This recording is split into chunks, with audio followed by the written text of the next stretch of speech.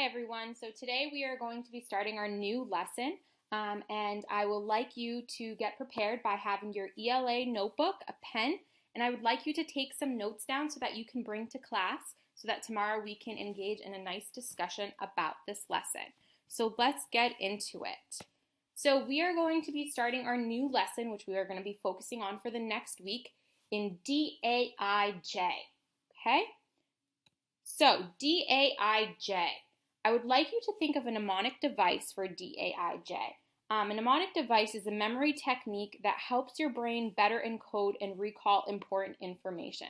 So D.A.I.J. is going to be very important for this lesson. So I would like you to create your own mnemonic device that will help you remember D.A.I.J. I would like you to write it down in your notebook so that we can share it with each other in class tomorrow. So a mnemonic device, I'm sure you're familiar with them. One that you may all know is YOLO. You only live once, right? So we remember it because it's shortened. But we know that YOLO stands for something, just like DAIJ will stand for something. I had a student come up with a mnemonic device for DAIJ, and it was Dem apples is juicy. Hey, if it works for you and that's how you're going to remember it, Dem apples is juicy works for me too.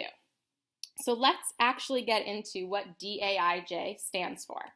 So the D is for description. Description is a statement that tells you how something or someone looks, sounds, or etc. They're words that describe something or someone. Then our A is for analysis. It's a careful study of something to learn about its parts, what they do, and how they are related to one another. It's an explanation of the nature and meaning of something.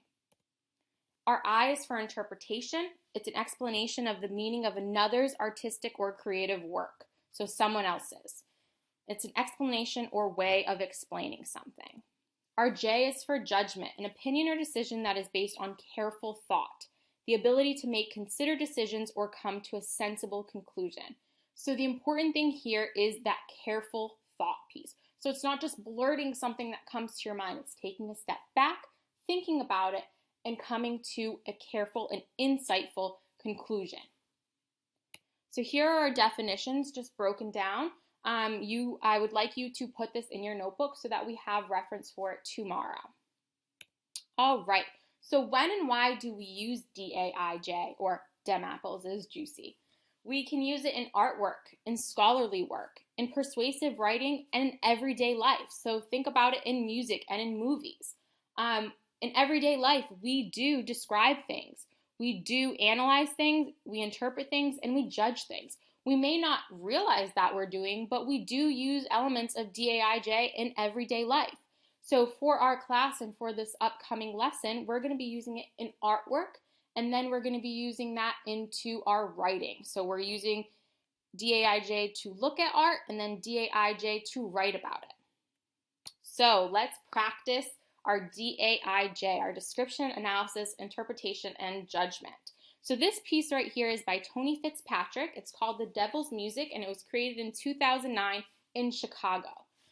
So what I created was a checklist to help us remember what DAIJ stands for and what we're looking for when we're using it with art. So in your notebook, I would like you to just put some bullet points of DAIJ and what you see from the artwork.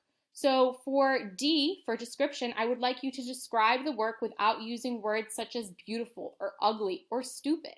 For D, I would like you to think about describing the elements of the work, describing the technical qualities of the work. So looking at the line movement, the tools, the materials, the colors. Describe the subject matter. What is this all about?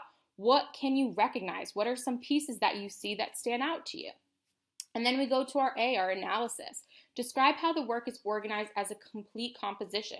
So how is the work constructed or planned? Identify some of the similarities. Identify the points of emphasis in the work. What really stands out to you? And if the work has subjects or characters that interact with one another. And then we go into our interpretation, our I. Describe how the work makes you feel or think. So describe any expressive qualities. And then you're really thinking, how does this relate to you? You're using your prior knowledge. Are there any metaphors that are being used? Does it remind you of anything? So you're interpreting it and relating it to real world events or ideas that you're aware of. And then our judgment piece. So present your opinion in the work, success or failure, again with careful consideration. So what qualities of the work makes you feel that it's a success or a failure? You can compare it with other works that you may be familiar with. And what would you tell other people about this work? Would you tell them, oh, I think you should go see it, or I don't think it's really worth your time? So that's what D.A.I.J looks like when we're looking at a piece of work. So now for tomorrow, we're going to dig deeper into D.A.I.J. We're going to learn some descriptive words, so we're not using words such as beautiful or ugly. And we're going to be practicing using D.A.I.J in artwork and in our writing. So I hope you all have a great night, and I will see you tomorrow for an exciting class.